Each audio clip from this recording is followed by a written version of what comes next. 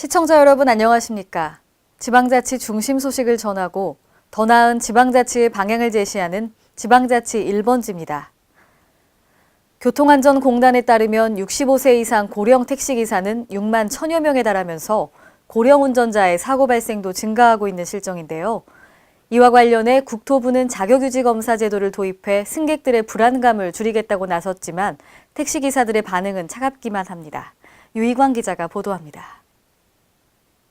국토교통부가 내년 6월부터 고령 택시 운전자에 대한 자격유지검사 제도 도입 입장을 밝히면서 고령 택시기사들의 불만 섞인 목소리가 터져나오고 있습니다. 교통안전공단의 집계 결과를 보면 지난해 10월 말을 기준으로 전국의 약 27만 7천여 명의 택시기사 중 65세 이상의 고령 택시기사는 22%, 6만 1천여 명에 달하는 것으로 나타났으며 이는 2011년 3만 1,469명, 10.9%에서 2배가량 늘어난 수치입니다. 이에 따라 고령 운전자의 주행거리 대비 사고 발생도 증가하고 있는 실정입니다. 이런 데다 2015년 고령 택시기사의 사고 발생 건수는 4,138건으로 2011년 1,700여 건인 것과 비교해 약 70% 정도 증가하면서 승객들의 우려 또한 커지고 있는 상황입니다. 앞에 차가 갑자기 급브레이크를 밟아서 멈추게 되면 바로 뒤에 차, 제가 탄 차도 급브레이크를 밟아야 되는데요. 이러한 부분에서 사실 고령 운전자분들 같은 경우는 상대적으로 좀 반응 속도가 좀 늦은 부분이 좀 있는 것 같아요. 그러다 보니까 저도 승객으로서 좀 위험성을 감지하게 되는 경우도 있고요. 이에 국토부에서는 자격유지 검사 제도를 도입해 승객들의 불안감을 줄이겠다고 나섰지만 택시기사들의 반응은 차갑기만 합니다.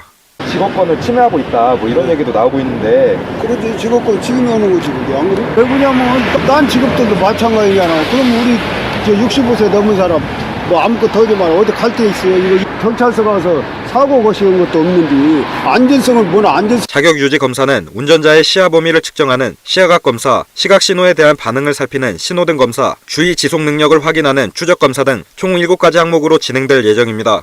이와 관련 대부분의 고령 운전자들은 실질적인 운전 능력을 검증하는 것이 아닌 컴퓨터를 통한 평가 방식에 강한 불신을 보이고 있습니다. 65세 넘은 사람들을 뭘 가서 컴퓨터로 뭐 이거 조작을 하고 말도 안 되는 말도 안 하는 소리지.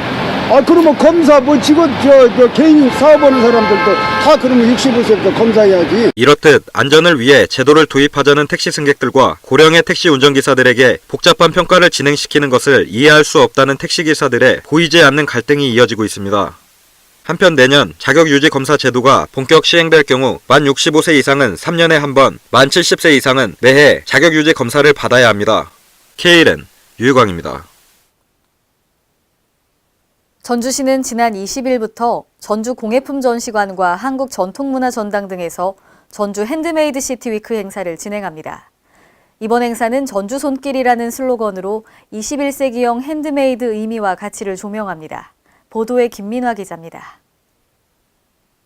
전북 전주시가 오랜 전통과 수많은 수제작 콘텐츠를 되살려 핸드메이드 시티를 선언하고 나섰습니다.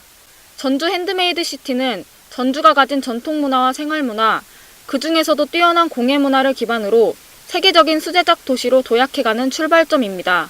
전주시는 20일부터 28일까지 전주 공예품 전시관, 한국전통문화전당 등에서 총 7개 섹션, 13개 프로그램으로 전주 핸드메이드 시티위크 행사를 진행합니다.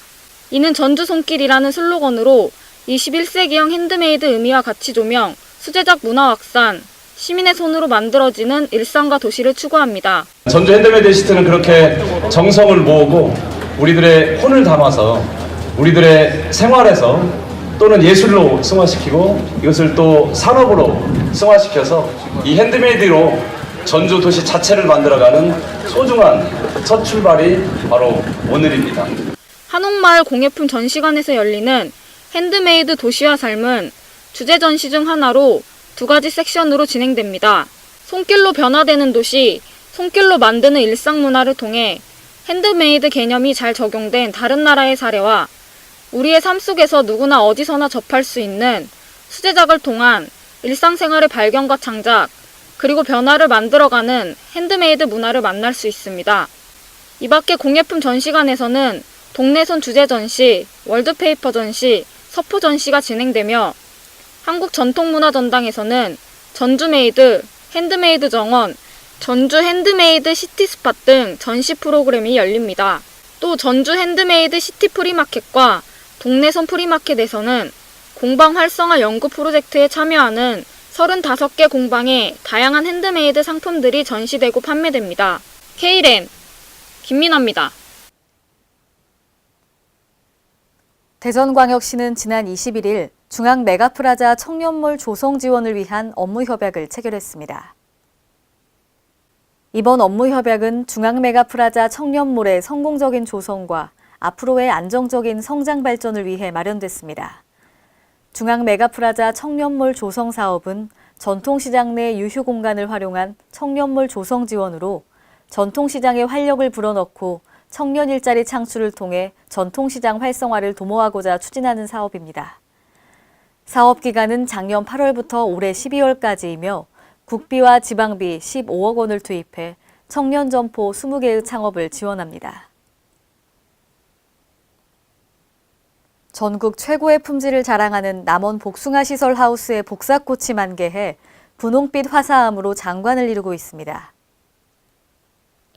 남원의 시설 재배 복숭아는 당도가 높은 조생종 복숭아 품종을 시설 하우스에서 재배해 노지 재배보다 40일 빠르게 2월 하순에 만개하여 5월 하순 단경기에 수확하는 재배 방법입니다. 시설 내에 복숭아를 재배할 경우 강우를 차단할 수 있어 품질 저하를 방지할 수 있고 병해충 발생량을 줄일 수 있을 뿐만 아니라 숙기를 촉진시켜 생산 농가 소득 향상에 큰 도움을 줄 수 있습니다. 남원시 시설하우스 복숭아 재배는 30여 농가가 9.2헥타르, 연간 200여 톤을 생산하며 농산물 개방화의 어려움에 능동적으로 대처해 나가고 있습니다. 행정자치부는 공공부문 정보기술 아키텍처 기본계획 4단계를 수립하여 본격 추진합니다. 이번 기본계획은 2017년부터 2019년까지 3년간 추진되는 것으로 새로운 기술에 대한 체계적인 관리와 활용을 목적으로 하고 있어 향후 공공부문 EA 전반에 큰 변화를 초래할 것으로 예상됩니다. 이와 관련해 각 기관에서는 새로운 정보기술을 선제적 경쟁적으로 활용하여 행정업무 추진 및 대국민 서비스를 계획하고 있습니다. 개인정보보호법 개정 3년차가 되었음에도 개선되지 않았던 개인정보 침해 관행을 행정자치부가 앞장서 뿌리 뽑을 전망입니다. 이와 관련해 행자부는 주민등록번호의 수집을 규정한 자치법규 1517건에 대해 자치법규 정보 시스템을 통한 전수조사를 실시하고 자치법규 453건을 발굴하여 정비에 착수합니다. 이번에 정비 대상이 되는 자치법규는 법령에 근거 없이 주민등록번호를 요구하는 자치법규 350건과 주민등록번호의 수집을 요구할 필요가 없는 자치법규 103건을 포함합니다. 이상으로 지방자치 1번지를 마칩니다. 시청해주신 여러분 고맙습니다.